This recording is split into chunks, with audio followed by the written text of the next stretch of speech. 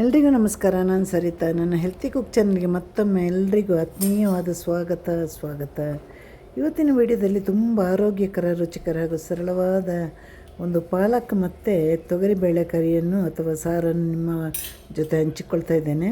ಇದು ಅನ್ನ, ರೊಟ್ಟಿ, ಚಪಾತಿ ಎಲ್ಲದರ ಜೊತೆ ಕೂಡ ಸವಿಯಲು ಅದ್ಭುತವಾದ ಒಂದು ಗಶಿ ಅಥವಾ ಸಾರು. ಇದನ್ನು ಒಮ್ಮೆ ಮಾಡಿದರೆ ಮತ್ತೆ ನಮಗೆ ಮಾಡಬೇಕು ಅಂತ ಅನಿಸುತ್ತೆ. ನಾನು ಇಲ್ಲಿ ಇವತ್ತು ವಿಡಿಯೋ ದೊಡ್ಡದಾಗೋದು ಬೇಡ ಅಂತ ಮೊದಲು ತೊಗರಿಬೇಳೆಯನ್ನು ಚೆನ್ನಾಗಿ ಬೇಯಿಸಿದೆ. ಇಲ್ಲಿ 3 ಟೊಮೆಟೊವನ್ನು ಕತ್ತರಿಸಿ ಹಾಕಿದ್ದೇನೆ.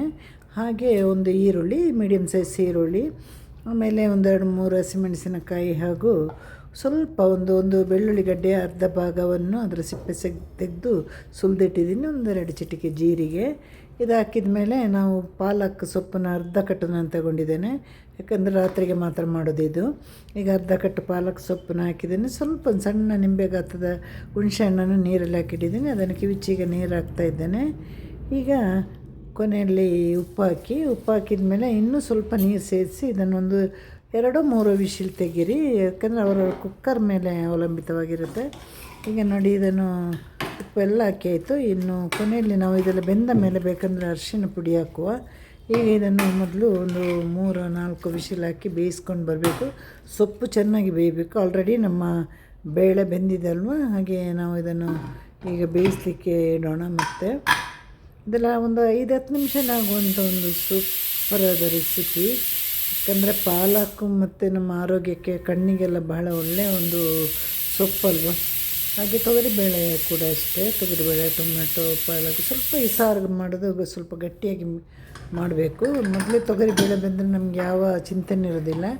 ಈಗ ಎಲ್ಲವೂ ಕೂಡ ಬೆಂದಿದೆ. ಈಗ ಚೆನ್ನಾಗಿ ಇದನ್ನು ಮಸಿಬೇಕು.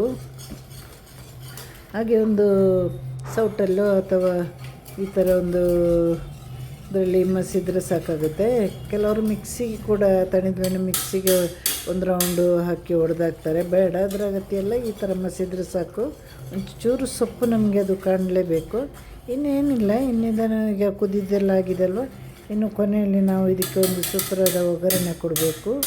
ಹಾಗೆ ಒಂದು ಅರ್ಧದಿಂದ 3/4 ಸ್ಪೂನಷ್ಟು ಅರಿಶಿನ ಪುಡಿ ಹಾಕಿ, ಇಲ್ಲಿ ನಾನು 3/4 ಸ್ಪೂನ್ ಎಣ್ಣೆ ತೆಗೆದಿದ್ದೇನೆ. ಅದಕ್ಕೊಂದು 4 ಎಸಳು ಬೆಳ್ಳುಳ್ಳಿಯನ್ನು ಗುದ್ದಿ ಹಾಕಿದ್ದೇನೆ.